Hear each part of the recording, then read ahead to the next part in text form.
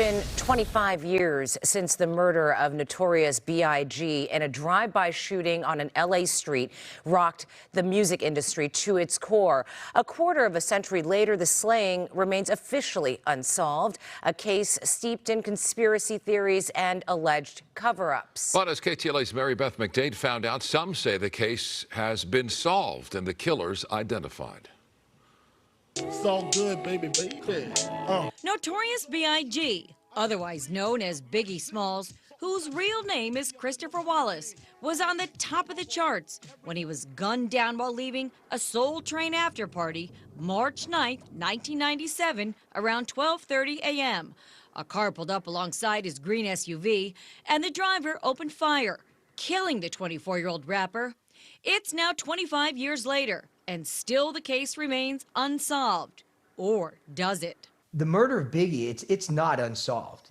It's solved. And the LAPD even states in their own internal affairs documents that are under seal who was involved and who helped orchestrate and commit that murder.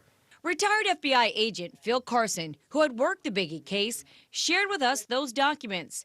He says Suge Knight used rogue LAPD cops and one of their friends to kill Biggie in retaliation for the murder of Night Star rapper Tupac Shakur, who was killed in a shooting in Vegas 6 months prior.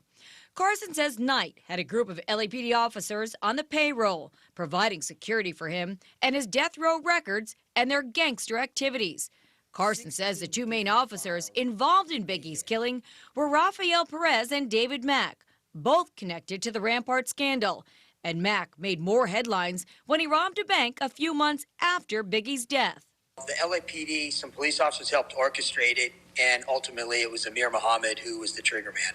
Mohammed was a longtime friend of Mack's.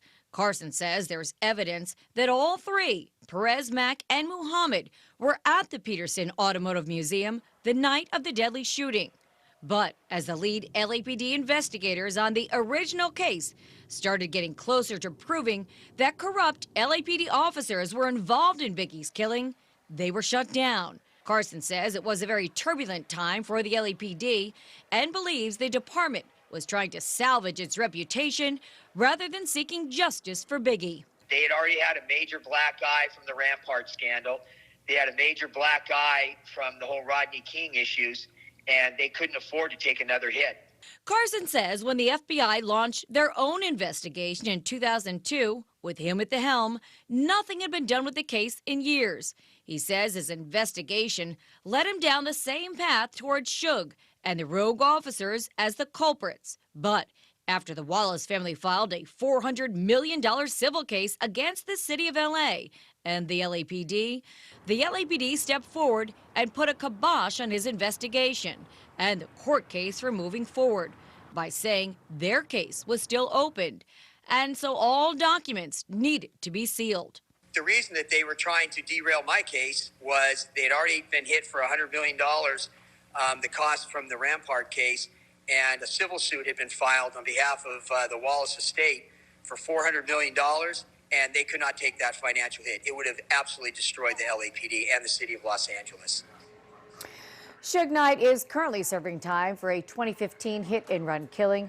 Amir Muhammad, who also goes by Harry Billups, is reportedly working in real estate in Georgia. As for Rafael Perez, he reportedly changed his name to Ray Lopez and is involved in the limo business. And David Mack was released from prison after serving time for the bank robbery.